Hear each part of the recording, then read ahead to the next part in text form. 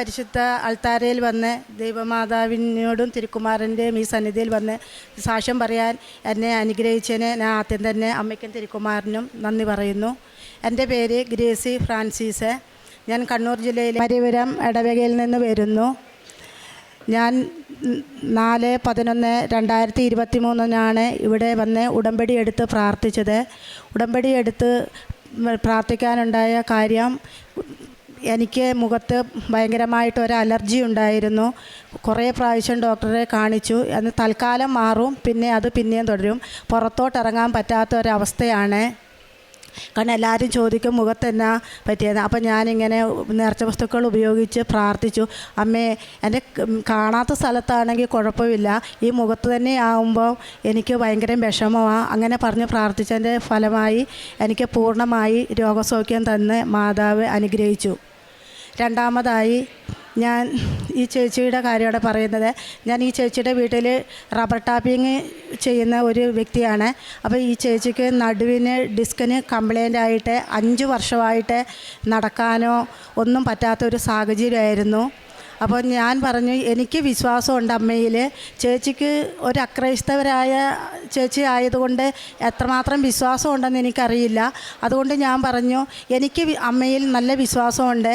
അപ്പം ചേച്ചിക്ക് വിശ്വാസം ഉണ്ടെങ്കിൽ ഞാൻ ഉടമ്പടി തൈലം തേച്ച് പ്രാർത്ഥിച്ചു തരാമെന്ന്. അപ്പം ചേച്ചി എന്നോട് പറഞ്ഞു, എനിക്ക് നല്ല വിശ്വാസമുണ്ട്, പിന്നെ നീ എനിക്ക് പ്രാർത്ഥിച്ചു തരാം. അപ്പോൾ ഞാൻ ഉടമ്പടി തൈലം തേച്ച് പ്രാർത്ഥിച്ചു. അതുപോലെ തന്നെ ഉപ്പിട്ട് വെള്ളത്തിൽ ആവി പിടിച്ച് അങ്ങനെ ചേച്ചിയും 5 മണിക്ക് എണീറ്റിട്ട് മാതാവിനോട് പ്രാർത്ഥിക്കും. അങ്ങനെ പ്രാർത്ഥിക്കുമ്പം ചേച്ചിക്കൊരു അനുഭവം ഉണ്ടായി. ആരോ നടുവിന് കൈവെക്കുന്ന ഒരനുഭവം ഉണ്ടായി. അപ്പം ചേച്ചിക്കത് ആദ്യം മനസ്സിലായില്ല. പിന്നീട് സാക്ഷ്യങ്ങൾ കേട്ടപ്പം ചേച്ചിക്കത് മനസ്സിലായി, അമ്മ മാതാവ് വെച്ച് സുഖപ്പെടുത്തിയതാണ്. അങ്ങനെ ചേച്ചിക്ക് ഇംഗ്ലീഷ് മരുന്നും ആയുർവേദവും ഹോമിയോ ചികിത്സ എല്ലാം ചെയ്ത് ഓപ്പറേഷൻ അല്ലാതെ ഒരു മാർഗ്ഗവും ഇല്ലയെന്ന് ഡോക്ടറെല്ലാം പറഞ്ഞതാണ്. അങ്ങനെ ഓപ്പറേഷൻ വരെ നിശ്ചയിച്ചതാണ്. അപ്പം ചേച്ചിക്ക് അങ്ങനെ ഒരു അനുഭവം ഉണ്ടായപ്പോൾ ചേച്ചിക്ക് പൂർണ്ണമായിട്ടും അമ്മ മാതാവ് തിരുക്കുമാരനും സുഖപ്പെടുത്തി. അതാണ് എൻ്റെ രണ്ടാമത്തെ സാക്ഷ്യം. മൂന്നാമതായിട്ട് പല ആൾക്കാർക്കും എന്തെങ്കിലും അസുഖം വരുമ്പം ഞാൻ ഈ നേർച്ച വസ്തുക്കൾ കൊണ്ടുപോയി പുരട്ടി കൊടുക്കുകയും ഉപ്പ് മേടിച്ചു കൊടുക്കുകയും, ഞങ്ങളുടെ ചുറ്റുവട്ടത്ത് കൂടുതൽ അക്രൈസ്തവരായ ജനങ്ങളാണ്. അവർക്ക് അതുകൊണ്ട് ഭയങ്കര വിശ്വാസം വന്നു. ഒരു 3-4 ആൾ അങ്ങനെ ഞാൻ പറഞ്ഞു കേട്ട അറിവിൽ ഇവിടെ ഉടമ്പടി എടുത്ത് പ്രാർത്ഥിക്കാൻ വന്നിട്ടുണ്ട്.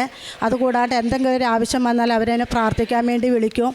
എൻ്റെ യോഗ്യതയല്ല, എൻ്റെ അമ്മയുടെ യോഗ്യതയാൽ പ്രാർത്ഥിക്കുന്നവർക്കെല്ലാം സുഖം കിട്ടുന്നുണ്ട്. അതുപോലെ തന്നെ എനിക്ക് ഭൗതികമായ കാര്യങ്ങളെ കഴിഞ്ഞും ആത്മീയമായ കാര്യങ്ങളാണ് എനിക്ക് കൂടുതൽ അനുഗ്രഹങ്ങൾ കിട്ടിയിരിക്കുന്നത്. ഞാൻ ഉടമ്പടി എടുത്ത് പ്രാർത്ഥിക്കാൻ തുടങ്ങിയ പിന്നെ എനിക്ക് ഭയങ്കര ദേഷ്യമുള്ള ഒരു വ്യക്തിയായിരുന്നു. അതിൽ നിന്ന് എനിക്ക് മോചനം കിട്ടി. അതുപോലെ തന്നെ ഒരു ക്രിസ്ത്യാനി ആയതുകൊണ്ട് ഞാൻ ഞായറാഴ്ച ദിവസം പള്ളി പോകും. ചില ദിവസങ്ങളിൽ പള്ളി പോകാറില്ല. അങ്ങനെ കുടുംബ പ്രാർത്ഥന മുടക്കാറുണ്ട്.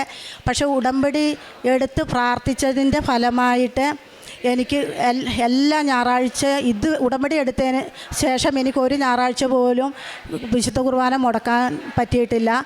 അതുപോലെ തന്നെ എല്ലാ ദിവസവും ഞാൻ വിശുദ്ധ കുർബാനയിൽ പങ്കുകൊള്ളാറുണ്ട്. വല്ല ഹോസ്പിറ്റൽ കേസോ യാത്രയോ അങ്ങനെ ഉള്ള സാഹചര്യത്തിൽ വിശുദ്ധ കുർബാന എനിക്ക് പോകാൻ പറ്റാത്ത അവസരത്തിൽ മാത്രമേ ഞാൻ വിശുദ്ധ കുർബാന മുടക്കാറുള്ളൂ. അതുപോലെ തന്നെ മുമ്പ് എന്നോട് ഞായറാഴ്ച ദിവസം നീ സിനിമയ്ക്ക് വരുന്നോ അതോ പള്ളിയിൽ പോകുന്നോ എന്ന് ചോദിച്ചാൽ ഞാൻ പറയും, ഞാൻ അടുത്ത ഞായറാഴ്ച വിശുദ്ധ കുർബാനയിൽ പോകാം, ഞാൻ സിനിമയ്ക്ക് വരുന്നു പറയും. പക്ഷേ ഇപ്പോൾ എന്നോട് ചോദിക്കുവാണെങ്കിൽ ഞാൻ പറയും, ഞാൻ 2 പ്രാവശ്യം വിശുദ്ധ കുർബാനയ്ക്കോ വരുള്ളൂ, ഞാൻ സിനിമയ്ക്ക് വരുന്നില്ലാന്ന്.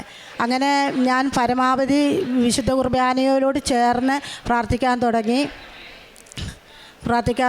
ഇനി അതുപോലെ തന്നെ എൻ്റെ പ്രേക്ഷിത പ്രവർത്തനം എന്ന് പറഞ്ഞാൽ ഞാൻ ഇവിടെ വന്ന് ദൂരമായത് കണ്ണൂർ ജില്ലയിൽ പരിയാനം സ്ഥലത്ത്. അതുകൊണ്ട് ഞാൻ വരുമ്പോഴെല്ലാം 10 കെട്ട് പേപ്പർ വാങ്ങി ഞങ്ങളുടെ ആദ്യം പള്ളിയിലൊക്കെ കൊടുക്കുമായിരുന്നു.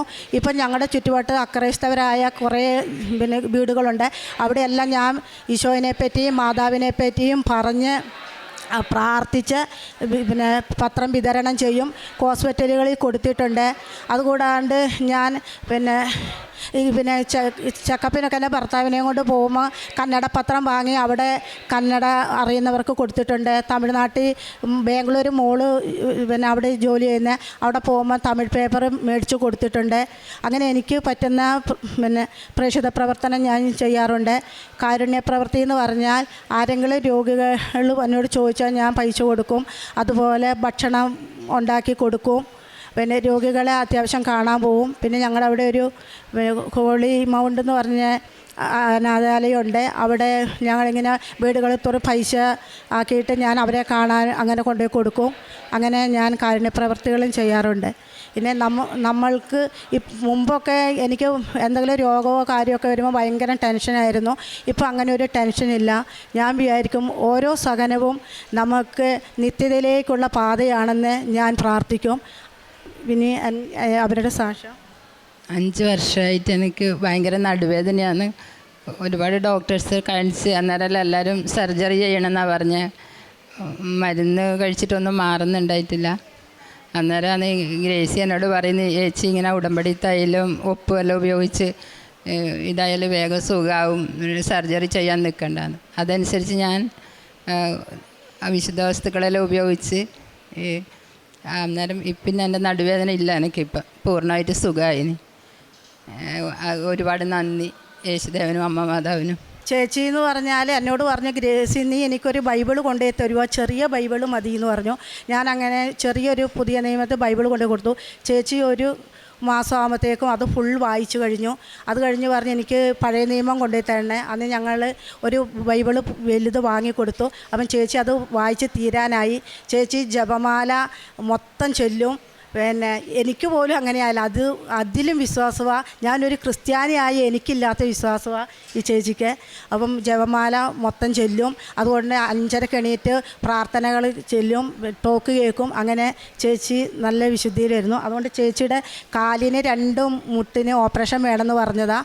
അതും ഓപ്പറേഷൻ ഫിക്സ് ചെയ്തതാണ്. പക്ഷേ ഇപ്പം ചേച്ചി പ്രാർത്ഥിക്കാൻ തുടങ്ങിയ പിന്നെ നല്ല മാറ്റമുണ്ട്. പിന്നെ ഇന്ന് ചേച്ചി പൂർണ്ണമായിട്ടും വിശ്വസിക്കുന്നുണ്ട് അതും ഓപ്പറേഷൻ ഇല്ലാണ്ട് മാറുമെന്ന്. ഈ അനുഗ്രഹങ്ങളെല്ലാം തന്ന ഇനി ഒത്തിരി സാക്ഷ്യങ്ങൾ പറയാനുണ്ട്. ആളില്ലാത്തത് കൊണ്ടാണ്. പിന്നെ അത് കാരണം ഈ ഞങ്ങൾക്ക് തന്ന ഈ അനുഗ്രഹങ്ങളെല്ലാം നന്ദി. ദൈവമാതാവിന് നന്ദി. മത്തായിയുടെ സുവിശേഷം 14-ാം അധ്യായം 36-ാം വാക്യം. അവൻ്റെ വസ്ത്രത്തിൻ്റെ വിളുമ്പിലൊന്ന് തൊടാനെങ്കിലും അനുവദിക്കണമെന്ന് അവർ അവനോട് അപേക്ഷിച്ചു. സ്പർശിച്ചവരെല്ലാം സുഖം പ്രാപിക്കുകയും ചെയ്തു. പരിശുദ്ധ അമ്മയുടെ പ്രത്യക്ഷീകരണ സാക്ഷിയായിട്ട് ഗ്രേസി ഫ്രാൻസിസ് തൻ്റെ അനുഭവ സാക്ഷി നമുക്ക് മുമ്പിൽ പങ്കുവെക്കുകയായിരുന്നു. നിരവധിയായ അനുഗ്രഹങ്ങളിലൂടെയാണ് ഈ അമ്മയും കുടുംബത്തെയൊക്കെ മുമ്പോട്ട് കൊണ്ടുപോയിക്കൊണ്ടിരിക്കുന്നത്. ഈ അമ്മയുടെ കൂടെയുള്ള ചേച്ചിയുടെ അനുഭവ സാക്ഷ്യമാണ് നമുക്ക് കൂടുതലായിട്ട് ധൈര്യം പകരുക. എപ്രകാരം ഉടമ്പടി നേർച്ച വസ്തുക്കൾ വിശ്വാസ പ്രമാണം ചൊല്ലി നമ്മൾ നൽകുകയോ തേക്കുകയോ ചെയ്യുമ്പോൾ അവിടെ പരിശുദ്ധ അമ്മയുടെ ഇടപെടൽ ഉണ്ടാവുന്നുണ്ട്. അതിനുള്ള സാക്ഷിയാണ് ഗ്രേസി ഫ്രാൻസിസും കൂടെ നിൽക്കുന്ന ആ അമ്മയും. നമ്മുടെയൊക്കെ ജീവിതത്തിൽ വിശ്വാസത്തോടു കൂടി വേണം പരിശുദ്ധ അമ്മയോട് നമ്മൾ ഓരോരുത്തരൊക്കെ ചേർന്ന് നിൽക്കുവാനായിട്ട്. അതുപോലെ തന്നെ ഈ അമ്മയ്ക്കുണ്ടായിരുന്ന അധിക നാൾ കുറേയധികം വർഷങ്ങൾ ഉണ്ടായിരുന്ന അലർജി രോഗവും മാറിയത് തുടർച്ചയായിട്ടുള്ള ഉടമ്പടി നേർച്ച വസ്തുക്കളുടെ ഉപയോഗം തന്നെയാണ്. ഒത്തിരിയേറെ മരുന്നുകളൊക്കെ വാങ്ങിക്കുകയും ട്രീറ്റ്മെൻറ്റൊക്കെ ചെയ്യുകയും ചെയ്തിട്ട് അതിലൊന്നിലും ഫലമില്ലാതെ കണ്ട് വരികയും അവസാന ഉടമ്പടി നേർച്ച വസ്തുക്കളുടെ ഉപയോഗത്തിലോടുകൂടി പൂർണ്ണമായൊരു സൗഖ്യമാണ് നൽകുക. എപ്രകാരം ക്രിസ്തുവിനെ അറിഞ്ഞുവോ ആ ക്രിസ്തുവിനെ സുവിശേഷ സാക്ഷിയായിക്കൊണ്ട് പകർന്നു കൊടുക്കുകയാണ് ഈ അമ്മ ചെയ്യുകയൊക്കെ ചെയ്തത്. ഇന്ന് എൽത്താരയ്ക്ക് മുമ്പിൽ പരിശുദ്ധമാതാവിൻ്റെ പ്രത്യക്ഷണ സാക്ഷിയായിട്ട് ഗ്രേസി ഫ്രാൻസിസ് നിൽക്കുമ്പോഴും നമുക്കെപ്പോഴും ഒരു അനുഗ്രഹം തന്നെയാണ്. നമ്മുടെയൊക്കെ പ്രാർത്ഥനകളിലും പരിശുദ്ധ അമ്മയുടെ സംരക്ഷണവും കരുതലും ഉണ്ടാകുമെന്നുള്ളത് ഇന്നീ നിമിഷത്തിൽ നമുക്ക് പ്രാർത്ഥിക്കാം. ഇനി മുമ്പോട്ടുള്ള ജീവിതത്തിൽ പ്രത്യക്ഷീകരണ സാക്ഷിയായിട്ട് ഗ്രേസി ഫ്രാൻസിസിനെയും കൂടെയുള്ള അമ്മയെ മാറ്റണമേ എന്ന് നമുക്ക് പ്രാർത്ഥിക്കാം. ഒപ്പം നമ്മൾ ഓരോരുത്തരെയും ഈ പരിശുദ്ധ സന്നിധിയിലായിരിക്കുമ്പോൾ ഞങ്ങളുടെയൊക്കെ പ്രാർത്ഥനകളിലും നിയോഗങ്ങളിലും നമ്മൾ ഓരോരുത്തരെയും പ്രത്യക്ഷീകരണത്തിൻ്റെ സാക്ഷികളായിട്ട് മാറ്റണമേ എന്ന് നമുക്ക് ഓരോരുത്തർക്കും പ്രാർത്ഥിക്കുകയും ചെയ്യാം. അത്യപൂർവ ദൈവാനുഭവങ്ങൾ ഇനി നിങ്ങൾക്കും സ്വന്തം. ഈ യൂട്യൂബ് ചാനൽ ഇതുവരെ സബ്സ്ക്രൈബ് ചെയ്തിട്ടില്ലെങ്കിൽ ഇപ്പോൾ തന്നെ സബ്സ്ക്രൈബ് ചെയ്യുക. ഈ വീഡിയോ ഇപ്പോൾ തന്നെ നിങ്ങളുടെ സുഹൃത്തുക്കൾക്ക് ഷെയർ ചെയ്തുകൊണ്ട് കർത്താവിൻ്റെ പ്രേക്ഷിതരാകുക.